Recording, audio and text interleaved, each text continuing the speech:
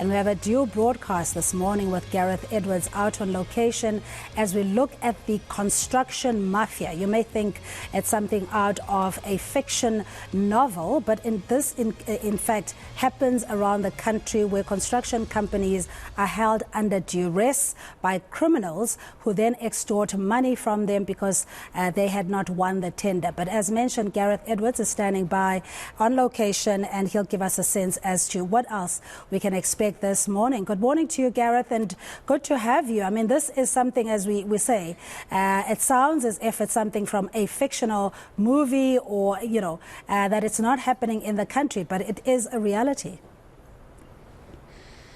Yeah, it certainly is. Good morning, everyone. Welcome to an undisclosed location in Honeydew. I'm doing that deliberately because we've been very kindly given permission to film from a location in Honeydew, but obviously because of what's happening in the construction industry at the moment, we're not going to give away the exact location. The owner and the site manager of this area took a little bit of convincing when they realized we wanted to throw some cameras here at their site, but obviously we're going to keep it a secret as to exactly where we are. But we are out towards the Roodepoort side, just to orientate everyone. So good morning to you. So exactly as Cindy is suggesting, you almost get a sense when you use the word mafia, you start thinking of movies like The Sopranos, for example. But this is no fiction, and this is certainly no joke. There are economic effects as a result of the construction mafia. Cindy teeing it up very nicely for you. Let me add a bit of meat to the bone. It's been an issue for a long time in the construction sector. Essentially what you end up getting is large construction companies, small construction companies getting contracts, getting tenders to build, for example, hospitals, schools, courthouses, which, by the way, we'll talk about a bit later this morning, residential properties. Then, as a result of organizations that are trying to come across as some sort of local business forum, it's really just a front for what they're doing. They walk in and literally, walk onto the construction sites wanting to meet with the owners and developers. From there, they start demanding 30%, that's right, up to 30% of the value of the entire contract. Add to that, you then have what some are saying is protection money. There's no reason at all for them to be getting this money at all. They are not involved in any way in part of the evaluation process, the construction process, the tender process, anything at all. They simply are trying to just get money for doing absolutely nothing. So 30% is what they're demanding from some of these construction companies. You're probably wondering, well, why doesn't the construction company just simply say no? Here is the problem. On a few occasions, this is not every occasion, on a few occasions, many of them are often armed. There's one report that I saw from a short while ago where a construction mafia organization walked onto a construction site, marched themselves through to the site manager's office. They were armed with AK-47s and said that the cost of a bullet for an AK-47 is 17 Rand. If you don't give us 30% of the money that you're getting for this contract, this is what your life is worth. It is worth 17 Rand.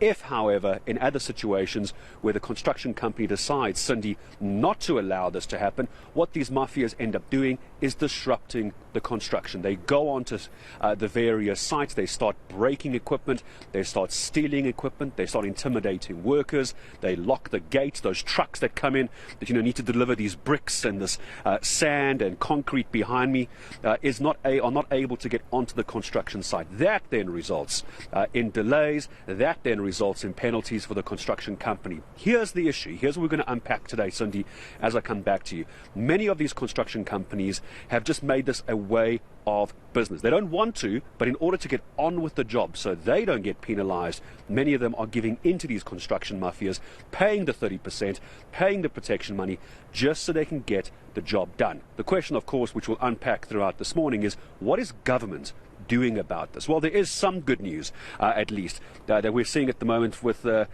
Zikalala over the weekend, as well the Minister of Public Works and Infrastructure saying that 682 cases are currently being investigated by police, and so far there have been over 700 arrests. As I give you numbers of arrests, I end off with this. What is the economic damage of these construction mafias? We go back just to before the COVID-19 pandemic and those protests in KZN. We're seeing that some 3 billion Rand it has cost the government in all of this extortion. But that's what it is. It's extortion by these mafias to get simple projects completed. So there's real knock-on effects in the construction sector. We are going to be hearing from various experts, also from within government, this hour and the next 2 hours here on the show as well. In about 20 minutes' time, I'm going to be hearing from the DA, Gauteng Shadow MEC for infrastructure on this very issue. So it is not a reality TV show. It is certainly not a movie script. It is very real. And today here on eNCA, we're going to try and get to the bottom of it.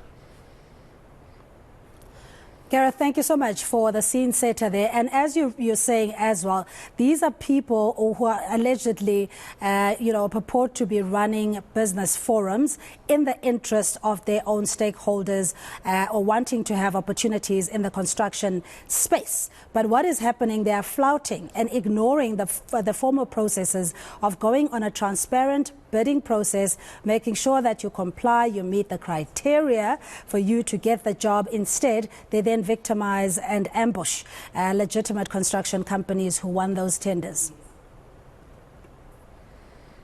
Yeah, exactly right. So it's a case of wanting a piece of the pie in the end, isn't it? So to your point, whether or not these are organizations, these business forums, you're quite right in referring to it in that way, were part of the initial tender process. Maybe they didn't get the tender. Maybe they weren't transparent enough. Maybe they didn't have the financial backing, the skills, the know-how, the expertise to actually build whatever project it might have been.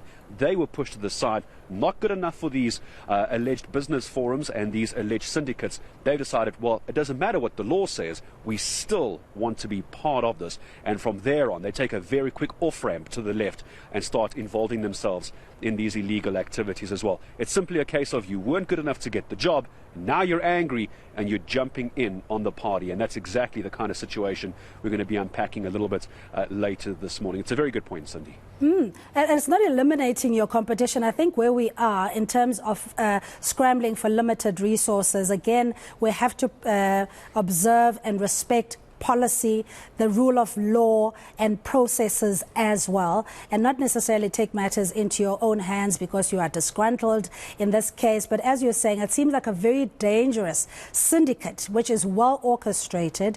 For all we know, it obviously may even have some influence from the authorities. At this stage, we can only wait and uncover as the program progresses as well. But Gareth, thank you so much. We'll be joining G in a little bit, just looking at our focus in the construction mafia.